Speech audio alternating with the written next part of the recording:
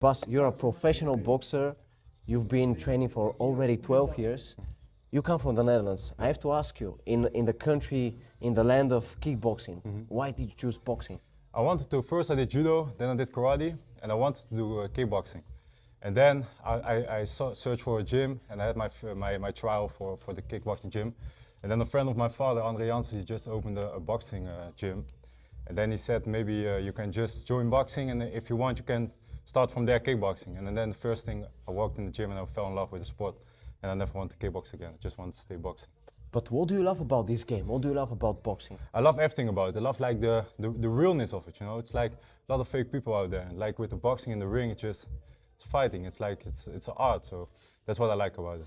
But you know, it's a very crazy sport. I don't have to tell you that because you know that better than me. But every year maybe not every year, but very often we see boxers dying in the ring. When you see that and you are a professional boxer, what kind of impact does this have on you? Yeah, I don't like to see it, of course not. It's a dangerous sport, and that's why I think we deserve more respect for what we do. But I think for me, I just love it so much, and I want to be the best of the world, and I just want to evolve. So that's my goal. And no, you have to have the style to be safe and like defend yourself. And I hope with that I can come far away. Okay, but what do you need to improve in your game in order to become the best in the world? Just improve more my skills, I need to train more like skill-wise, like spar more, like everything more. I just think fight more, like get the rhythm and then go up in the rankings. I have to ask you, one of your teammates, Alaa, you have fought against each other many years ago, or some years ago, but now you're teammates. How does that dynamic work between you? Yeah, the first time he came here, I was like, my coach told me, oh, Alaa's coming for training. I was like, fuck, you know, I thought, fuck this shit, man, I don't want him here. But then he came and we sparred, and it was all like nice, and he's a very friendly guy, so we clicked. But it was always like the first time that he came, it was like a bit of a rivalry, you know. We fought, but now we sparred like maybe more than 100 rounds, and now we're good friends now. Okay. We support each other, so that's good. How do you spar here? So what is a sparring session? What is the intensity of a sparring session? We always have like Sunday here, it's like open sparring, so a lot of guys from other gyms come here, and then we like spar with each other, and it's like.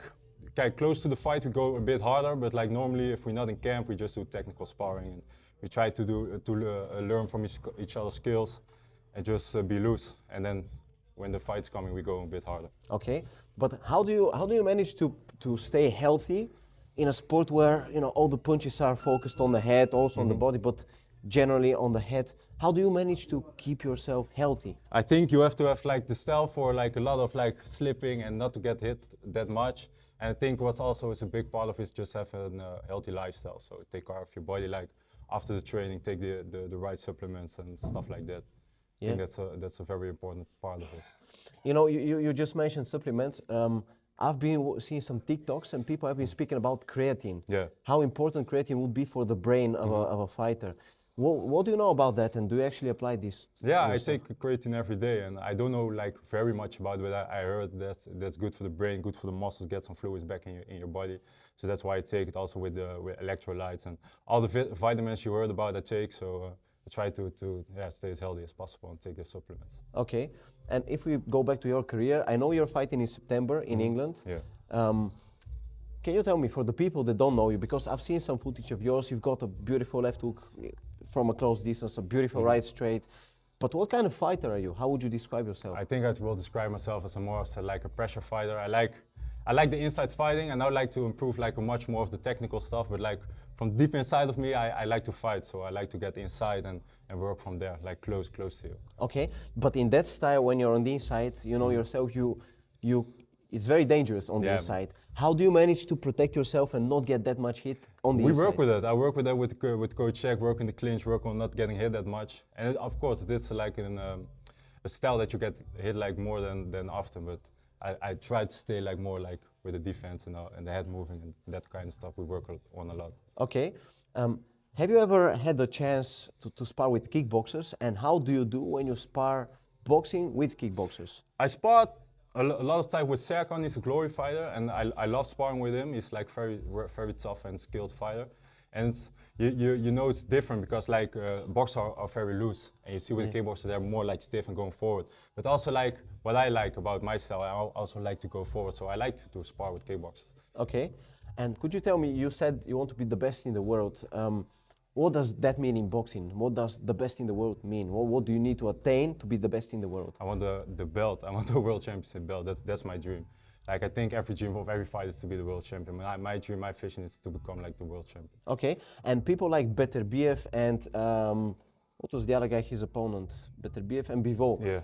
They are in your weight class? No, or they're above. I'm they're- super middleweight. You're 76 kilogram, Yeah, yeah. and they're a bit heavier. They're 79, so one weight class above. Yeah. me. But when you look at those guys, so Dmitry Bivol and Artur Beterbiev, what do these people possess that makes them so good? Yeah, but they're the next level. It's like the highest level of the highest level, the next level. Also, when you see when they have with their amateur experience more than 300 fights, something like that, and yeah, it's just high level, and they're training like with the best guys of the world. They have the best training, the best nutrition, the best strength conditioning coaches. And I think that's also a big part of it. Yeah. But that you mentioned some names, you know, like Bivol, like Artur Beterbiev. They're like the top of the world right now. Hmm. But okay, so they train very professionally there. You here at Kamikaze Gym, Kamikaze Warriors, excuse me, you also train very professionally. But how is it possible for a gym in the Netherlands, here in The Hague, in the country of kickboxing, in the land of kickboxing, you've got here a number of high-level professional boxers. How is it possible? Like, what do you do differently here? I don't know what we do differently. I think like my coach Jack's a very good technical trainer, and I think when you see where all the fighters that come here and want to train with him, I think that's a big compliment for him. And I think that's the reason why like we have now like a name as a good gym, like the Kamikaze Warriors, because a lot of people come here.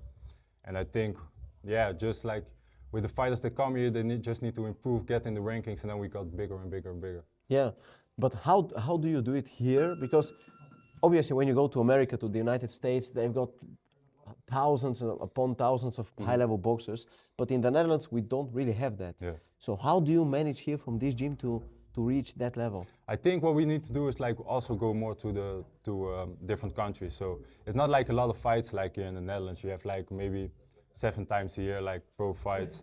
We need to go like more to Germany or like to England or like to other countries. Also for training, we go to training camps to England to spar there, and there's like it's different there. You have so many fighters there. It's like very good to train there, to be with a coach there. So that's what we do a lot. Yeah, and when you've been there in England, in the UK, what is their level there? Like if you look at their boxing skills, what would you say? It's just so normal out there. It's just like boxing is there, like you have football, boxing. It's like number 2 big sports from the country.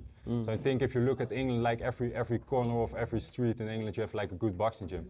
I think that's the difference. It's so many people that box. I think that's the difference with Holland, where it's more like kickboxing based. Yeah. You have a lot of kickboxing gyms. You have a lot of boxing gyms, also good boxing gyms, but it's like different as in England. It's much bigger. Yeah.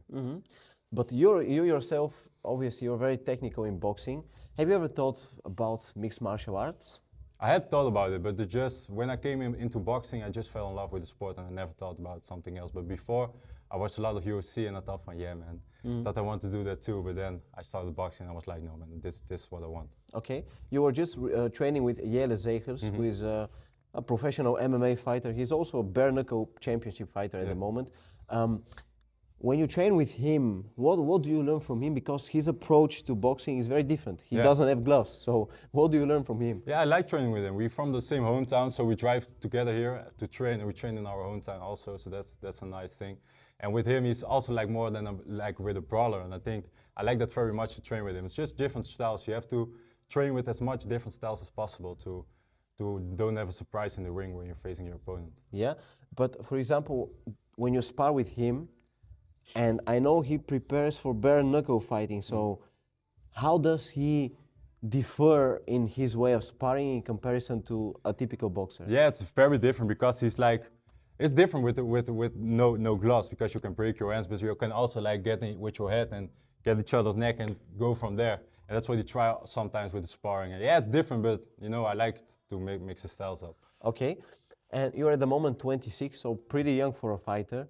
What is the plan? So you want to be the best in the world champion, obviously. But how do you see it playing out step by step? Now I have a fight September 26. We're focusing on that, and then from there, I want to really climb the rankings. And then from there, I want a belt as soon as possible. So I hope next year I can fight for a belt. Doesn't matter what belt. And from there, I have more like status, and then I can like go to England and say from yo, give me some good fight for a bigger promotion, and then I can climb, and then hopefully get a shot at the world title.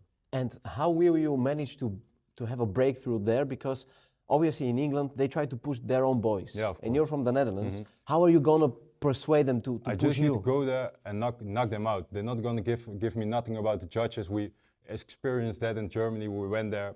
We had a fight, a good fight, like 10 rounds, and I know for sure that I beat that guy. And the judges gave him that. And then I thought I get back to the locker room. I thought, fuck this shit, man. I'm gonna quit. If it worked like this, I don't want this anymore. And then I got home. I thought about it, and I was like, fuck this shit, man.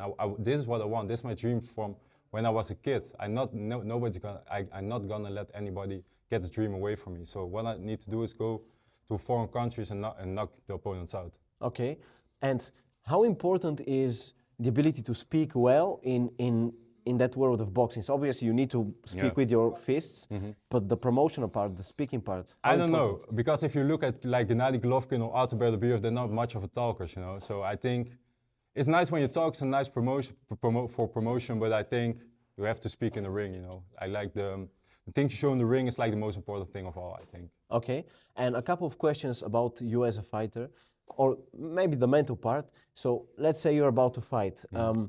The week of the fight, you've got the weight cut a little bit. What is your mental state in that last week of the fight?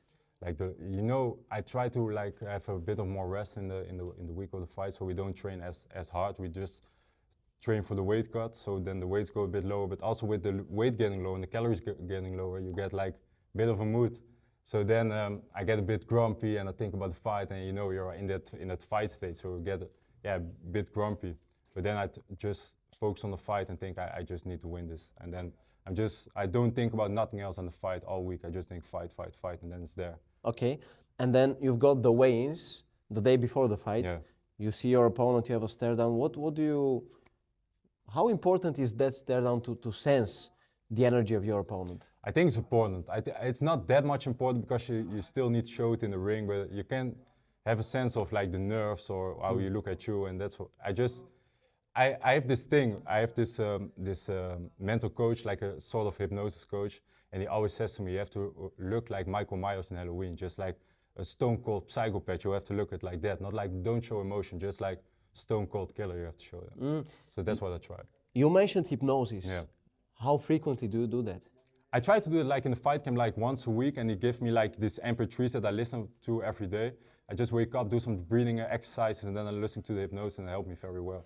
So you do that in the morning, the listening part? Yeah. And in the evening, sometimes once a week, we do a session like on Zoom.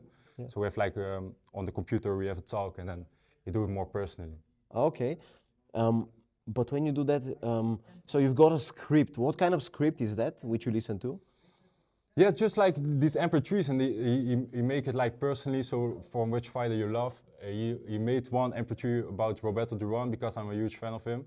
And then it's a bit of his hard life and how he was in the ring. And then he sends some affirmations and you listen to it and you just focus, and it's like a deep sort of meditation. Yeah. And just to listen to it, and then when it's finished, he says some words, and then you're like, I'm ready for the day.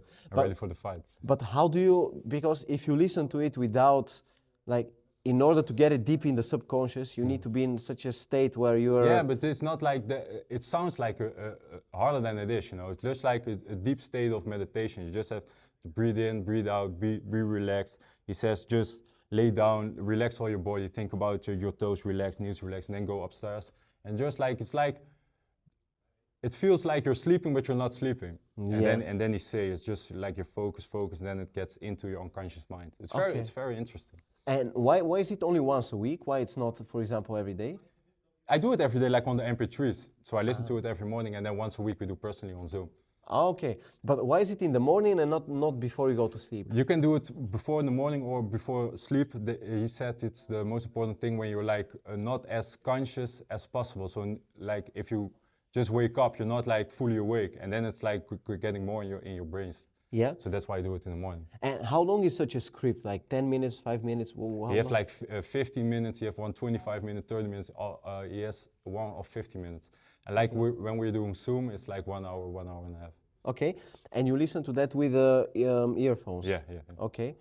Okay, that's extremely interesting. Is that Yeah. the Mind Wizard? No, it's not the Mind Wizard. I heard about the Mind Wizard from Nicky Olskin. I Yeah. heard he was good too. But mine is from Box Noses. He's a man living in England, and he does like also a lot of English fighters. Yeah. And then I had a trainer in Spain who was from England, and he introduced me to him. As then I started working with him. Okay, okay. And do you actually notice a significant change? Yeah, massive, massive. Because I was always so nervous.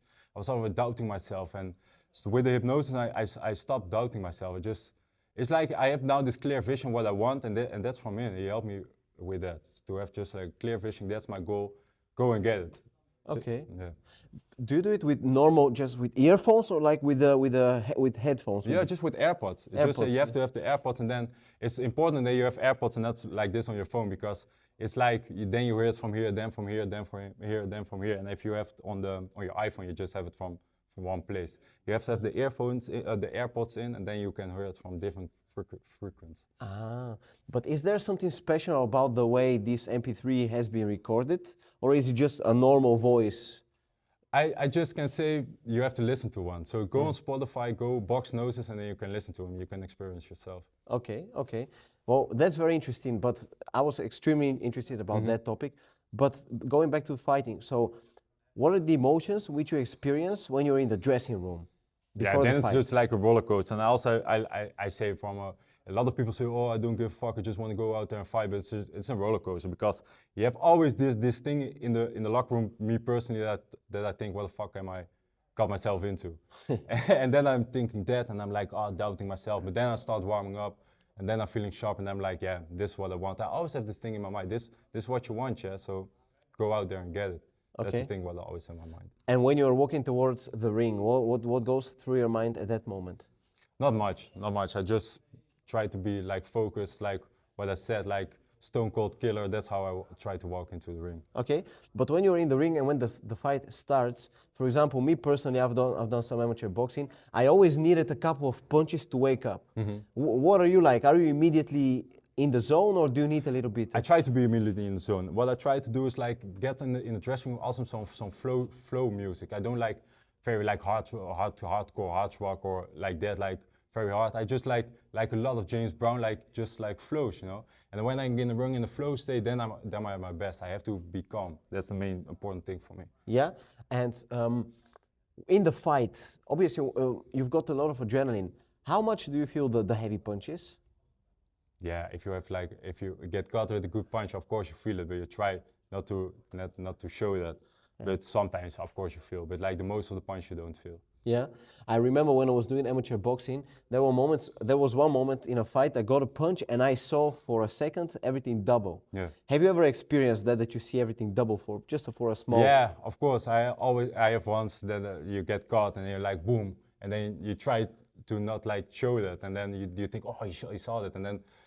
For me personally, I always try to get like, if you get punch me, I think from, oh, okay, good. Now I want to hit you like good. You know? Yeah. I try to like give it to him back immediately. Yeah. It gives you motivation. Yeah, give me motivation. Okay, and after you win a fight, how do you, first, what do you experience at that moment when, for example, when you knock an opponent out? What goes through your mind? You know, for me, I don't know how to explain it. Like you have this tension, like tension building up to the fight. So you have almost the experience that your shoulder are like this. And always when I knock somebody out or I win, I have just this thought that I can breathe like.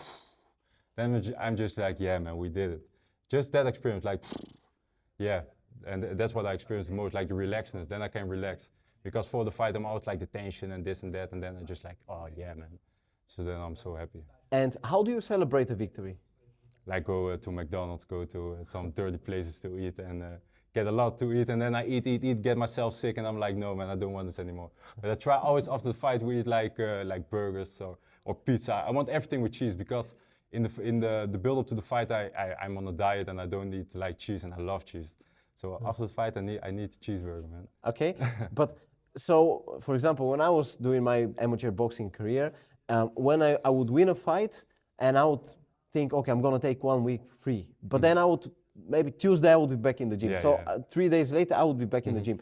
How do you do that? So when do you go back to the gym? Yeah, if the fight is Saturday, I take Sunday, Monday rest, and on Tuesday I maybe go for like a slow pace run.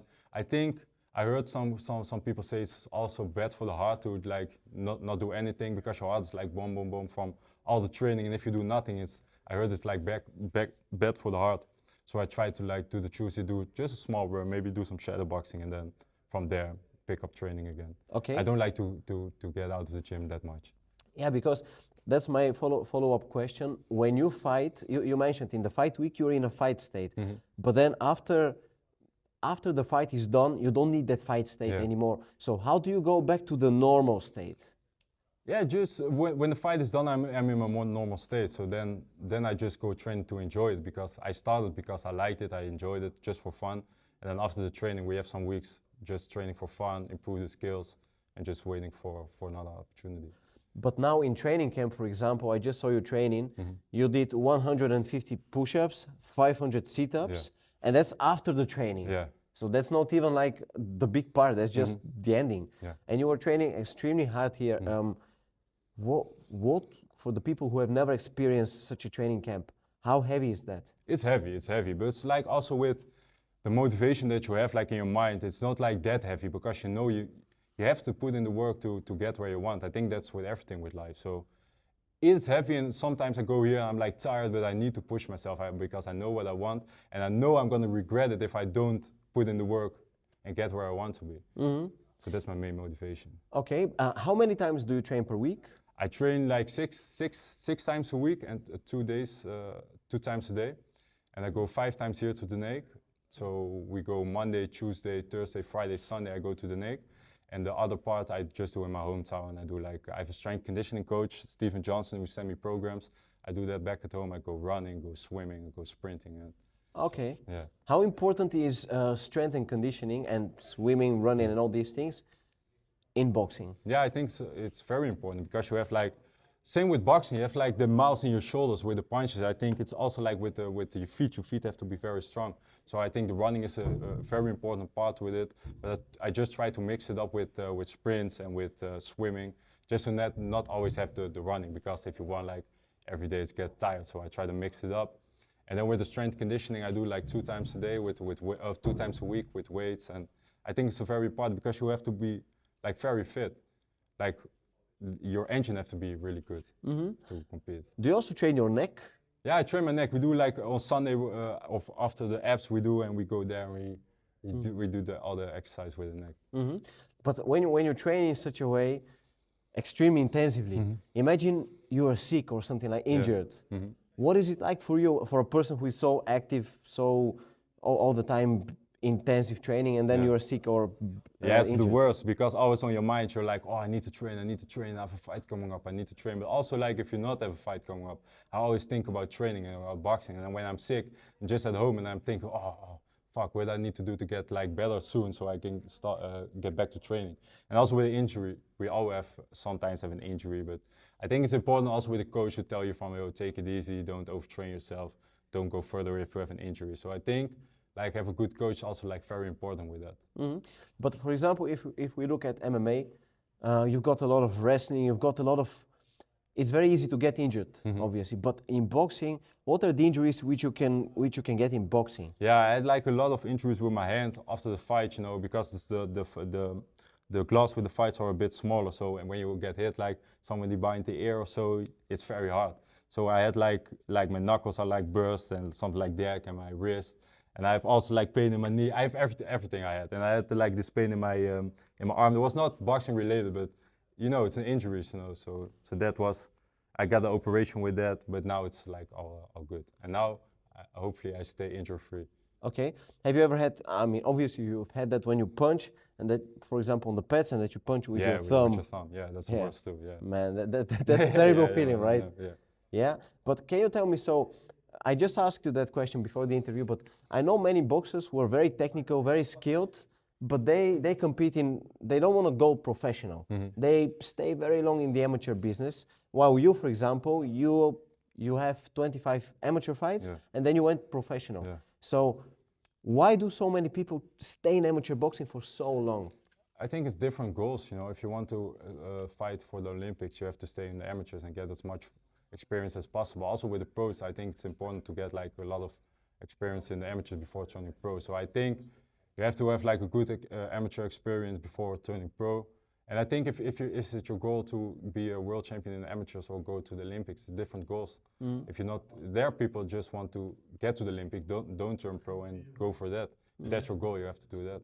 But why did you yourself turn professional? Because the first thing when I thought in the gym, I walked in the gym, I said I want to be a professional. I did boxing for 1 week. I had like this thing at school with your parents and then you ask for, oh, after high school you need to go to an education, pick one. And I said after 1 week of boxing, I don't need it. I want to be world champion boxer. I can't be pro boxer.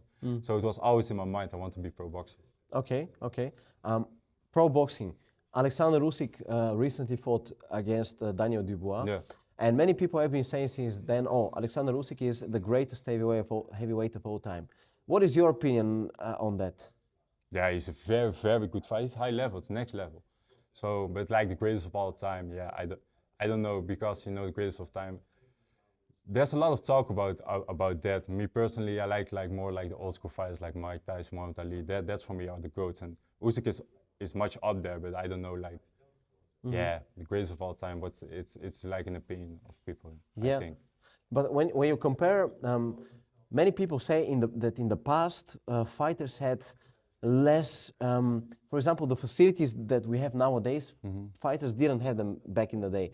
Would you say that fighters nowadays are better than the fighters from the past because we have better facilities? I think it's not even not only with fighters. If you look at like the world, it's like improved, everything improved. Fighters improve. Like if you look at Formula One, like the cars improve, everything improves. So I think that's normal that people like getting better and improving. So it would be fair to say that the top level fighter nowadays would probably be better than a top level fighter. Yeah, I don't know, because if you look at the legends from the past, I don't know. It's always like in your mind that you think for, oh, how would Anthony Joshua be against George Foreman, you know? So I think that talk will always be there. I don't know if they're better, but like I think maybe, I don't know. It's a hard question. It's really an hard question. And the answer is probably, I guess we'll never know. Yeah, we never know. That's the perfect answer. Yeah. Yeah, but okay. Last question for you. Imagine that we see each other, let's say, when you're 30. So that's 4 years from now. Yeah. What will you have achieved in your career? I want this. I want the belt here. I hope when we see each other in 30 years, I don't hope, I will have this belt. I need the belt. Okay. So that's what I will have. I hope it very much for you. I wish you all the best in your career, and thank you very much for your time. Thank you for having me. Oos, Thank you, man. thank you. Oos, thanks.